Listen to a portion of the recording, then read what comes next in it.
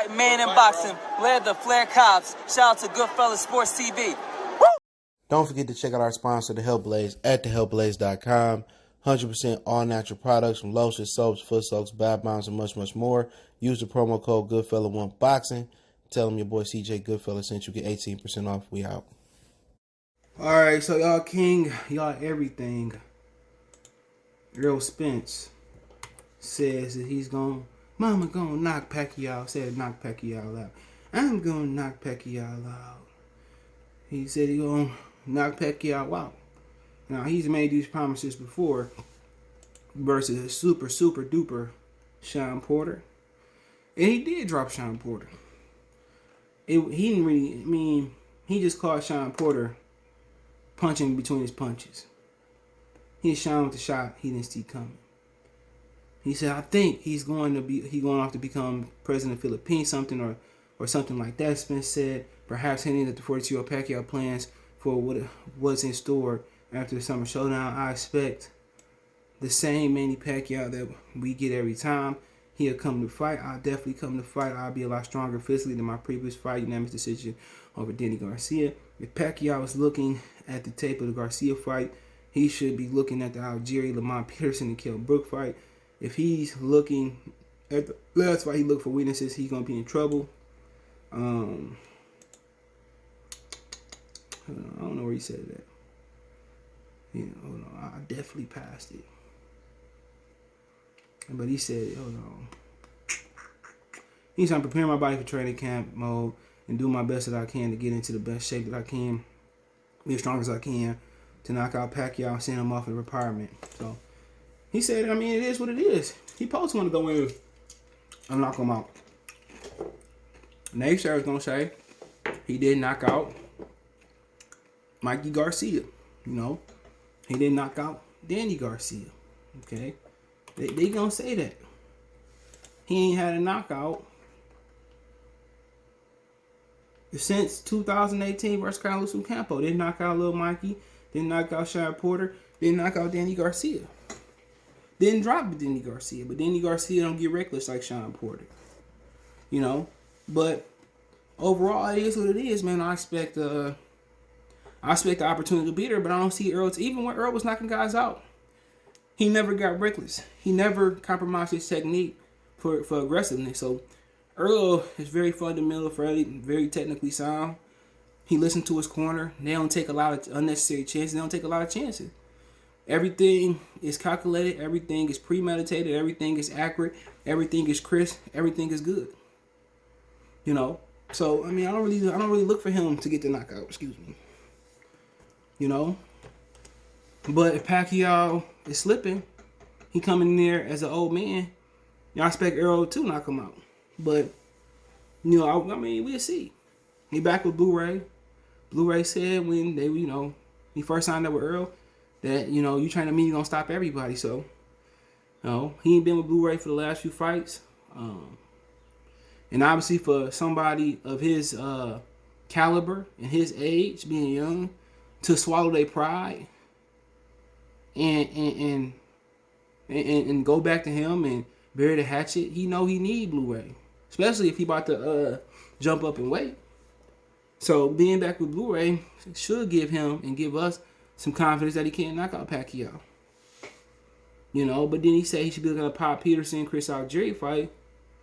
And I'm like, all of them was fighters coming off losses or old, damn near. Or coming off long layoffs. But I think he preferring to being back with Blu-ray, and like I said, he get the knockout of Pacquiao, that's just add to his resume. And then he gonna have the ability to offer Crawford whatever he wanted to offer. And we know Crawford he said he don't feel like he'll take a step back and take 50-50 or take less than 50-50. He moving on. So, for the most part, people say, well, Crawford dug Pacquiao. No, he didn't. Don't back say the proof of funds wasn't there. It is what it is. One like Errol Spence went to go take the same money from the people over there in the UAE. Al Heyman came up with the bag. But he ain't never fought nobody the caliber of fighter of Pacquiao. None of these motherfuckers is Pacquiao. And let's act like Kell Brook wasn't piecing his ass up neither. Kell Brook was winning that fight until, you know, Errol just took it to another gear. But that Errol and the Errol that been fighting without Blu-ray, that ain't the same Errol. Whatever he was doing, you know, whatever his special workout and his special secrets is, Errol look a lot better than him. But then again, it's a big difference too. You can't just leave a garage in a car for 3 years and start it up. You know?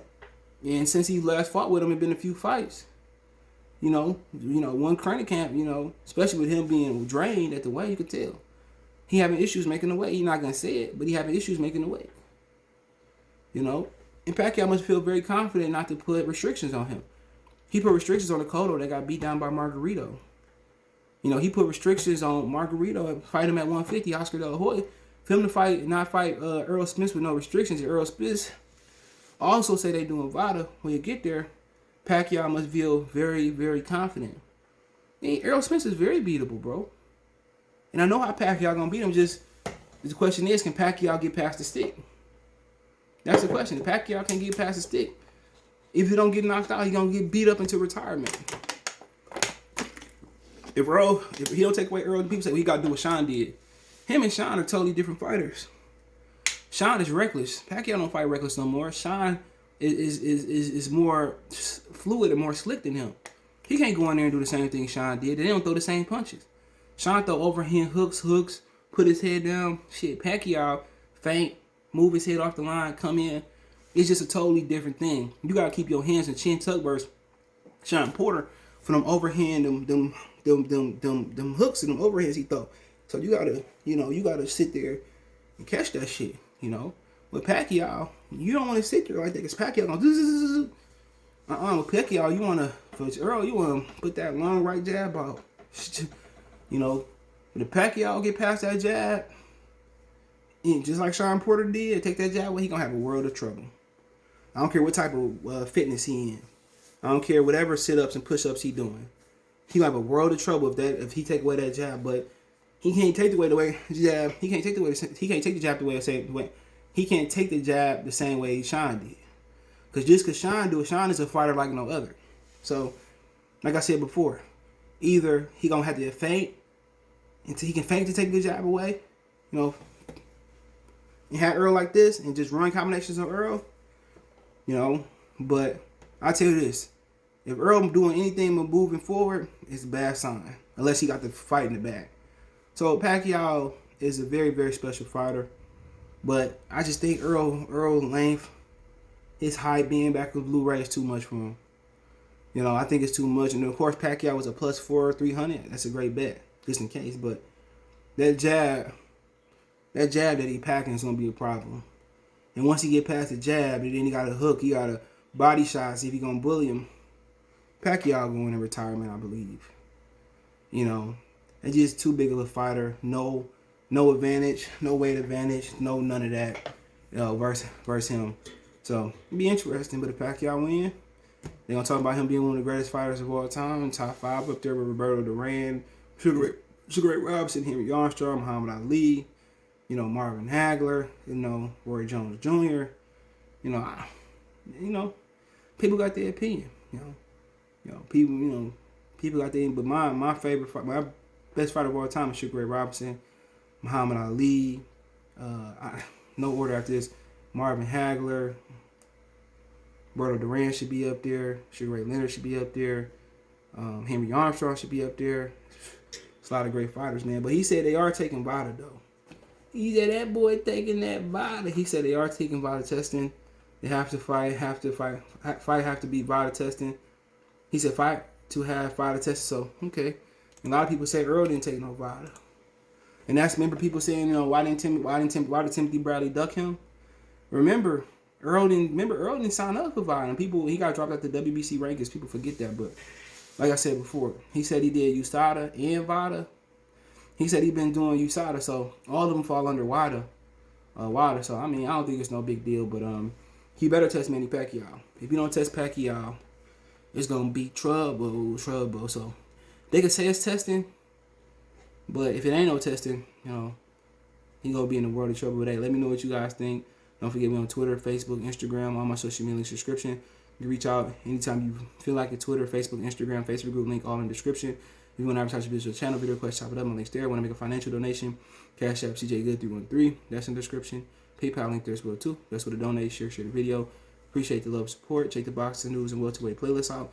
Let me know what you think in the comment section. One time for the one time, Goodfellas Sports TV. Appreciate the love, support. Y'all know what the business is. Peace.